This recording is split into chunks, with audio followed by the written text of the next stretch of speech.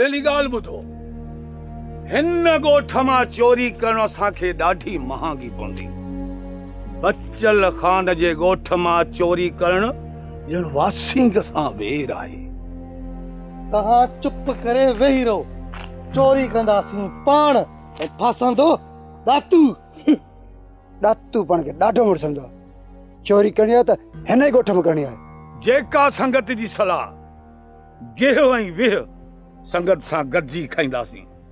अॼु घट घेरे ॾिसी ॻोठ मां सवेरे निकिरी हलूं। अॼु ई घट घेरे ॾिसबा त माल ताड़ो त कंहिंजो भलो आहे। इहा त भली सलाह आहे। चोरी करणी आहे त ठाहे करणी आहे। ॻाल्हि ॿुधो, सुबुह मां हिकु भली में ॾिठी, जंग में माल सां गॾु वेंदे ॾिठी। ऐं हा, ॻोठ सॼे में अहिड़ी मींहं कान्हे।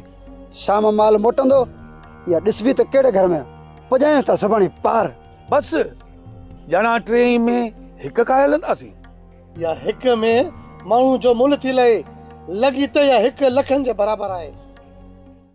हा दातू, बेख़बर बाबा, ये तो हले तुझो कारोबार। बचल खान, दातू ॾिठो वाइठो चोर आहे। को खड़तेल जो कारखानो त पंहिंजो हले कोन थो। बाबा कंहिं राति भरी त कंहिं राति भाकुर, कॾहिं हथ छॾे मोटियो कोन्हे को। मियां दातू खान आहे चोर, बाक़ी आहे वॾो मुर्छ माण्हू। भले बुख मरी वञे तॾहिं बि अॼु ॾींहं ताईं ॻोठ मां का कुकुड़ चोरी कोन कई थी। राम राम।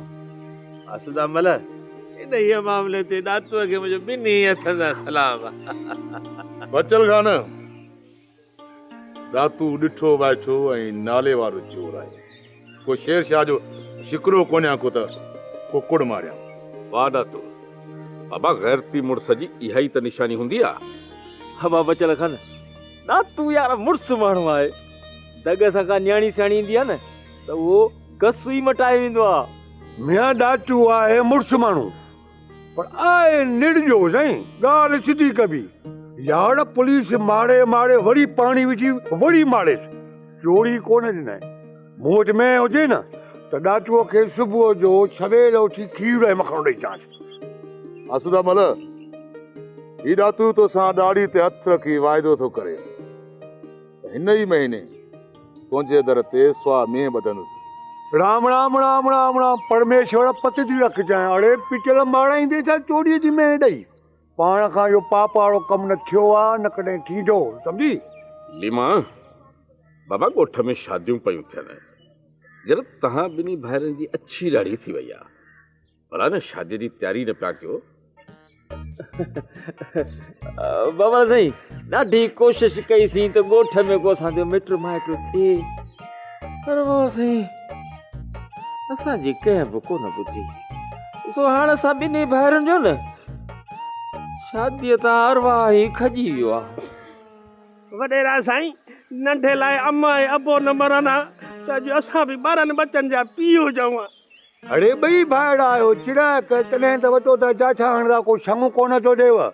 मियां राज खे राजी रखो, मिठड़ो मिठड़ो ॻाल्हाईंदो त इहे शादियूं बि थी वेंदव।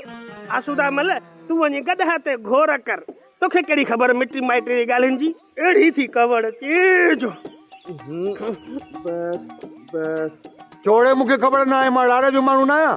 मियां बचल खान जे राड़े जो आहियां। सच चवंदुसि, मुंहं ते चवंदुसि, भले को नाराज़ थिए त थिए, ख़बर न आहे। बाबा आसूदा मल, यार हिन ॿिन्ही भाइरनि जी बड़े दिलि में न कंदो कर। हे तके तोरे त कॾहिं ॻाल्हाईंदा ई न आहिनि।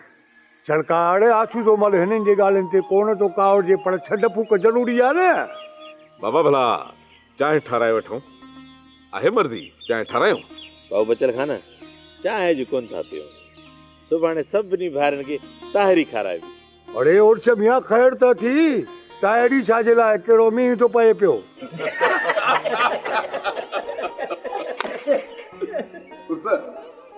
बाबा दीवान सही थो चए, चांहि न खाए। हाणे इहे था कयूं त नंढे ॻोठ में का फुला जी देग लाइ चवां थो साबुअ खे मोहब्बत